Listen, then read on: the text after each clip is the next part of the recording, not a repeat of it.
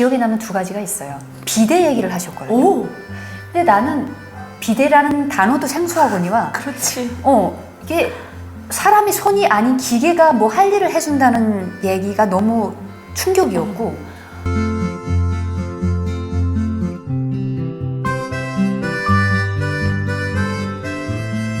그럼 혹시 언니가 불렀던 그 노래 하나 뭐 있나요?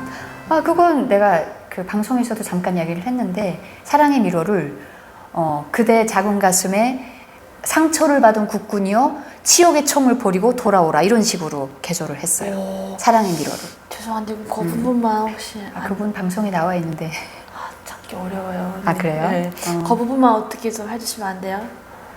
전념은 일단 같고요. 네, 사랑의 미로. 네. 그리고 후렴에서 그대 작은 가슴에 뭐였죠? 심어. 심어준 사랑이여 상처를 주지 마 영원히. 이 부분을 네. 그대 치욕의 총을 버리고 돌아오세요 이런 식으로 개조를 하는 거죠. 와, 근데 잠깐 진짜 한 소절도 아닌 잠깐 들었는데 목소리가 다른데요? 생각났다. 후렴. 그대 국군사리에 몽이 든 가슴이여. 네, 여기 한번 보고 해주세요. 그쵸? 네. 그대 국군사리에 몽이 든 가슴이여 상처를 주지 마오 영원히. 그대 치욕의 총을 버리고 돌아오세요. 이런 식으로 이제 개조를 하는 거예요. 나만 창법에 가깝게 하는 거죠. 그러면 거기서 주로 이 노래는 이런 창법으로 어떤 식으로 해야 돼 강조하는 부분이 있나요? 강조하는 부분은 따로 없고요. 남한 네. 가수들의 노래를 많이 이제 따라하는 거죠. 그리고 다만 발음 그리고 호흡, 창법에서 좀 다르죠. 북한은 이제 클래식 창법을 기본 바탕으로 해서 네. 주체 창법이라고 해가지고 조금 이제 그 창법을 바꿨잖아요. 개조했죠? 네. 근데 이제 그 특수부대는 남한 창법을 위주로 하기 때문에 흉성을 많이 쓰고 말하듯이 네. 그리고 발음에서 남북한이 살짝 다른 게 있어요. 네. 그러니까 어하고 오 어. 사이 그쪽 발음을 좀 주의를 해야 되고 이런 조심해야 되는 부분 몇 개가 있고 기본은 남한 가수들의 노래를 많이 따라하죠. 그러면 평소에 남한 가수들의 그런 노래를 계속 듣고 따라하고 막 이러겠네요. 그렇죠. 놀라웠겠어요, 진짜. 처음에는 진짜 놀라웠어요. 그런데 시간이 조금 지나니까 그냥 익숙해졌고 많이 무뎌지더라고요. 와, 몇 명 정도 같이 생활했었나요? 거기에 가수 5명밖에 없고요. 전자악단 밴드 5명, 이렇게 10명 저였고 거기에 이제 실장이라고 하는 분이 네. 좀 높은 급에 별 많이 단 분, 그분이 계셨고 거기에 작사 작곡 하시는 분이 계세요. 왜냐면 남한 노래를 가져다가 가져야 개사를 해야 되거든요. 그리고 개사도 하고 또 완전히 새로 만들기도 해요. 새로 만든 노래도 있나요, 혹시? 있더라고요. 뭐였어요? 그 노래는 난 사실 남한 노래인 줄 알았는데 여기 와서 보니까 그런 노래가 없더라고요. 그러니까 북한에서 만든 노래인 것 같아요. 분단 세월에 우리가 저 북녘 하늘을 쳐다보면서 우리 이제 마음 졸이고 있었는데 통일되면 만난다 이런 식의 노래를 이제 막 개조를 한 줄 알았는데 새로 만들어 그런 노래들이 있어요. 어찌 보면 군인들의 좀 마음을 흔들리기 그쵸. 위한 노래를 만들었네요. 그러면 그 북한에 있을 때 그러면 그거 있잖아요. 그 서울에서 이것도 그러면 사회에서 한 노래예요, 이 노래도? 그렇죠. 사회에서 다르네요, 확실히. 대신 내가 나와 보니까 사회 노래와 내가 있던 군의 노래가 딱 이제 들리더라고요. 근데 테이프로 많이 돌아다니더라고요. 테이프로. 원인이 혹시 일가도 있을 거잖아요. 아침에 기상은 몇 시에 하는 거예요? 기상이 아니라 다 출퇴근을 하니까 버스들이 이제 각 구역으로 다니면서 배우들을 싣고 와요. 싣고 이제 건물로 딱 들어오면 그 다음 또 군복을 갈아입고 이제 일상생활을 하는데 그냥 군대 생활이죠. 근데 일반 군인들보다는 아마 많이 예술인들이다 보니까 풀어놓은 상황이죠. 대신 지하에서만 노래를 할 수 있어요. 지하에서 노래하고. 그러면 거기 안에 있는 그 동료분들끼리는 그러니까 평소에 말도 한국말을 사용한다는 말이 또 맞나요? 많이 따라하게 돼요. 그거에 대해서 근데 제한 두거나 통제하거나 그러진 않고요. 많이 그렇진 않았어요. 그럼 밥 먹을 때도 막 한국말을 막 아니 하면서- 그렇진 않아요. 그렇진 밥 않고? 먹을 때는 지상으로 올라가서 식당에 가야 되는데 거기선 주로 이제 말을 많이 안 했던 것 같아요. 그럼 동료들끼리 말하면서 또 한국에 대한 동경심이라든가 이런 게 비춰지진 않나요? 그런 거는 정말 웬만히 친하지 않고는 표현을 안 해요. 그리고 2일 생활 총괄을 예술인들은 하기 때문에 그렇죠. 하루 건너 한 번씩 이제 본인 생활을 총괄해야 안 되죠. 그런 거는 생각은 하고 있는 게 뻔히 서로 보이면서도 보이는데. 말을 못 하는 거예요. 그렇기 때문에 그것이 또 유지되고 있고 그게 돌아가고 그럼요. 있는 거죠. 아, 그러면 거기에 있을 때 아까 그 예술인들은 출퇴근을 한다고 했는데 그러면 그 사람들은 부모님 댁으로 출퇴근을 하는 거잖아요. 그렇죠. 그럼 언니 같은 경우에는 합숙 생활을 하는데 부모님 면회라든가 뭐 전화 통화라든가 이런 거 아니 안 전혀 해요? 없었어요. 저는 전혀 없었고 아, 그리고 그 안에 생활이 너무 편하고 좋았기 때문에 저는 그냥 원래부터 학교를 좋아하고 이랬었잖아요. 그러니까 오히려 저는 출퇴근 안 하는 게 더 좋더라고요. 좋았어요. 다른 분들이 이제 저녁 6시, 7시 되면 다 나가요. 나가면 혼자서 그 안에서 마음대로 피아노 치고 노래하면서 혼자서 노니까 좋아서 뭐 전화 그때는 군인들이 핸드폰을 갖고 있고 이런 시기도 아니었으니까 그렇죠. 어디 그 교환수를 친해야 그쪽에 나가서 또 교환을 통해서 이제 나가야 되잖아요. 그래서 할 생각을 안 했던 것 같아요. 그럼 부모님은 언니가 대남 방송 가는 건 아시고 아시죠? 그 후에 한번 뭐 통화해서 어디 잘 지내고 있다 뭐 이 정도 안부는 그럼요. 전해주셨고 그러면 거기 계실 때 뭐 생활용품 같은 거는 공급해 주실 거잖아요. 그런 건 다 특수부대다 주죠. 보니까 뭐 생일이라도 다 좀 공급해 주고 그런 건 다 줘요.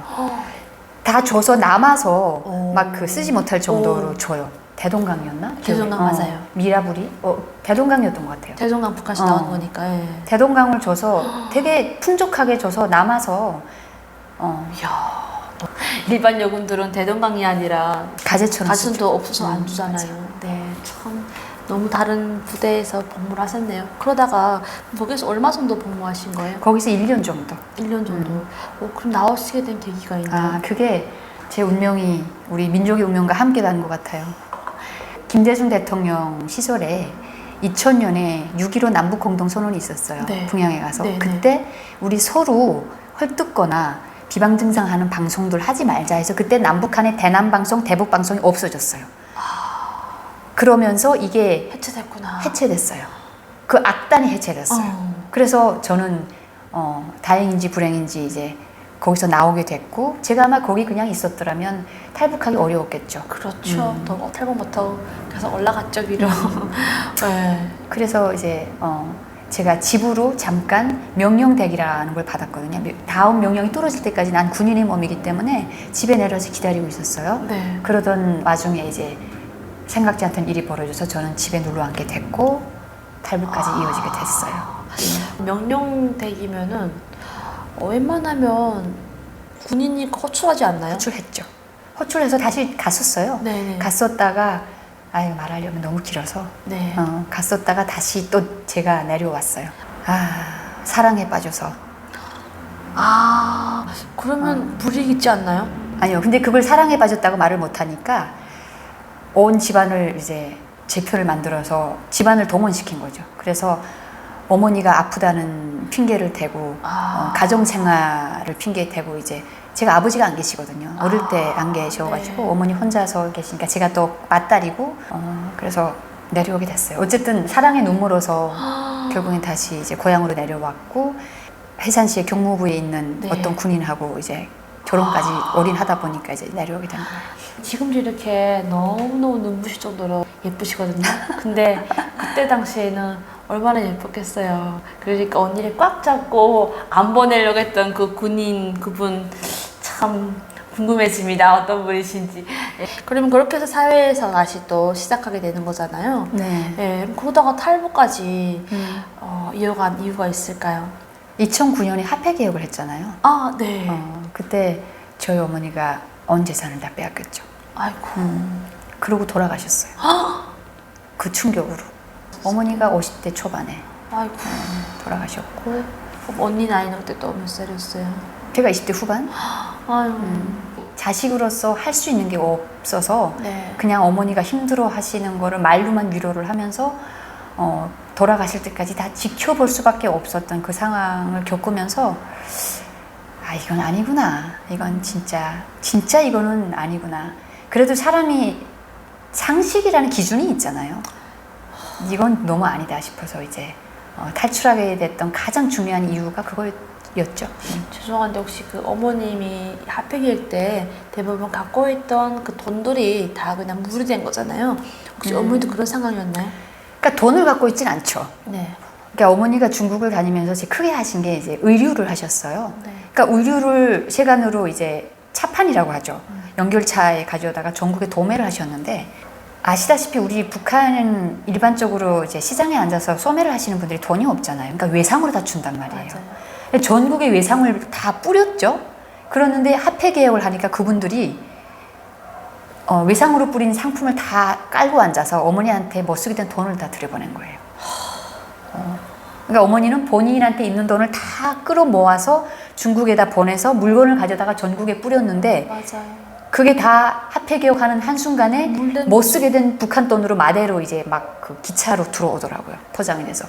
평시에는 그렇게 돈을 안 주던 외상을 갖고 갔던 사람들이 하루아침에 다 팔았다고 하면서 돈을 들여보낸 거죠. 이야. 그래서 그냥 망했어요, 하루아침에. 그래서 어머니는 본인 돈으로 그 북한 못 쓰게 된 화폐를 바꾼 격이 됐죠. 근데 우리 어머니가 마지막에 그러시더라고요. 그 사람들 잘못이 아니라고.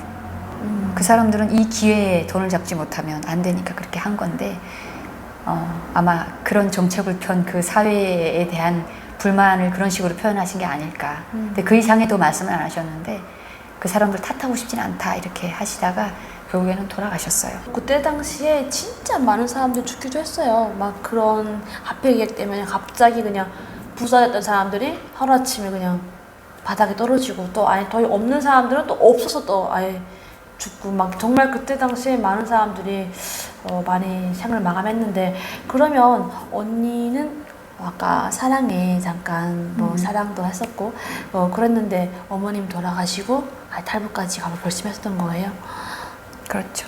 그리고 여러 가지 이유가 있죠. 뭐 가영 씨도 아시겠지만 우리가 뭐 탈북하는데 순간에 퍼뜩 일어나는 일이 아니잖아요. 맞아요. 다 쌓인 뭐 축적된 게 있었는데 네.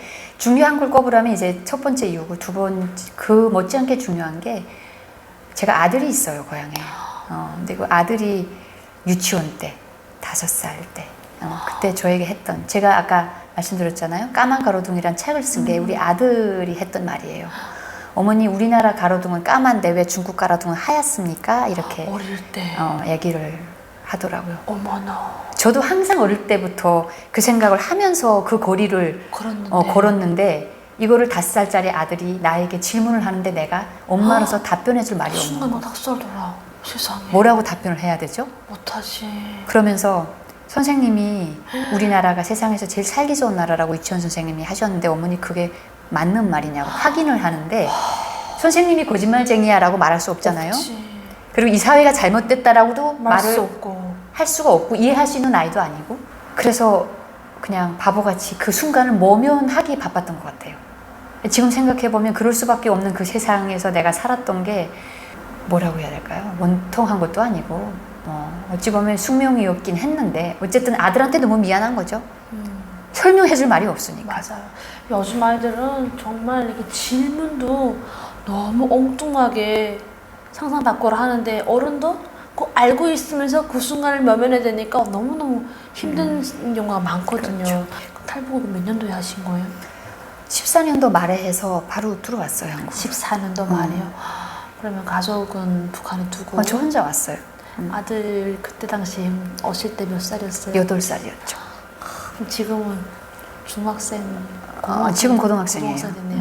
근데 상상이 안 가요. 고등학생이 어떤 모습으로 변했을지. 지금도 언니 머릿속에는 아직도 초등학생 8살 때 모습만 남아있죠. 꿈에서도 매일 보는데 어제 꿈에도 봤구나 그러고 보니까. 근데 8살 때 모습만 계속 보이고요. 그렇죠. 왠지 초췌한 모습으로 자꾸 꿈에 나타나. 내가 걱정을 해서 그런가 걱정해서. 봐요. 언제 한번 이렇게 번듯한 모습으로 나타난 적이 없어요. 항상 이게 우리 아들 맞나 할 정도로 근데 우리 아들 맞대요. 근데 내 모습에 생각하다 아들이 아닌 거예요. 꿈속에서 자꾸. 그래서 맨날 붙들고 울거나 막 이렇게 하다가 깨곤 해요. 그게 왜냐면 또 우리는 잘 살지만 북한은 못 살잖아요. 그 언니가 이미 알잖아요. 그게 어떤 땅인지 어떤 세상인지 아니까 항상 걱정을 하고 있고 잘 살아봤자 솔직히 어떤 모습이랑을 알기 때문에 언니가 항상 꿈을 꾸면은 그런 것 같아요. 그런 모습을 꾸는 것 같아요. 아들 얼마나 보고 싶겠어요. 저도 아들 있어서 자식 두고 온 그 엄마 마음이 얼만큼 절실했으면 또 그랬을까 싶은데요. 통화는 그럼 전혀 못 해보고 못해요. 소식도 모르고 이게 가슴 아픈 부분은 더 길게 못하겠습니다. 그래서 여러분들도 저한테 좀 질문하고 막 하지 막 하시는 분들도 계시거든요. 근데 가족 관련된 부분 또 아니면 이렇게 민감한 부분은 솔직히 꺼내기 힘들어요. 이 정도만 하고 넘어가도록 할게요. 그러면 2014년도 말일에 탈북하셨다고 했는데 탈북이 어려운 줄 알았나요? 그때는 아무 생각도 안 들었고요. 그냥 이 땅을 벗어나야겠다. 사실은 너 혼자 탈북하려고 한 게 아니고 벗어나서 이제 돈이 좀 중국에 받을 게 있었어요. 그 돈을 받아서 가족을 바로 해서 같이 움직이려고 했었는데 저의 계획이 하나도 뜻대로 안 되다 보니까 예상치 않게 혼자 오게 된 거죠. 그러면 어머님이 돌아가시고 바로 넘으신 거예요? 돌아가시고 6개월 만에. 6개월 만에. 네. 중국에서 이제 브로커들이 우리를 안내를 하니까 그 안내에 따라 기다리다 보니까 조금 시간이 걸렸지. 그 외에는 그냥 바로 그럼 왔어요. 중국에서 그럼 어떻게 바로 한국에 오는 손을 잡게 됐나요? 브로커를 알게 돼서 그러니까 돈을 받아야 될 사람이 돈을 안 주니까 그럼 돈 안 받을 테니까 브로커를 소개시켜 달라 그랬어요. 네네. 그래서 그 사람이 브로커를 소개시켜줘서 바로 왔죠. 대신 돈은 못 받고. 대신 돈 못 받고. 그럼 언니 마음도 그때는 그럼 한국에 가서 딱 듣고 오면 되겠다 뭐 이런 마음도 있었겠네요. 일단은 한국에 가면 어렵다는 건 알았지만 제가 다시 집으로 갈 수 있는 상황이 아니었잖아요. 내가 없어진 걸 알고 감시가 붙었다는 소식을 들었거든요. 그래서 다시 못 가고 일단은 중국에서 살 수도 없고 불법 체류자니까 가야겠다는 생각 하나 가지고 그냥 출발을 했고 한국에 가서 또 가족을 데리고 간다는 사람들이 많다라는 소식은 들었으니까 그 일은 이제 나중에 보자 하고 출발을 한 거예요. 아이고. 어디 쪽으로 오시게 된 거죠? 라오스, 태국 거쳐서 왔어요. 태국으로. 태국 들어가서 깜짝 놀랐겠네요. 너무 놀랐죠. 나 같은 사람이 그렇게 많은 줄 몰랐어요. 많은 줄 몰랐죠. 꽉 차 있더라고요. 너무 놀랍죠. 태국에서 인천공항으로 오시잖아요. 또 대남 방송을 또 하면서 알았던 세상인데 안에 어땠나요?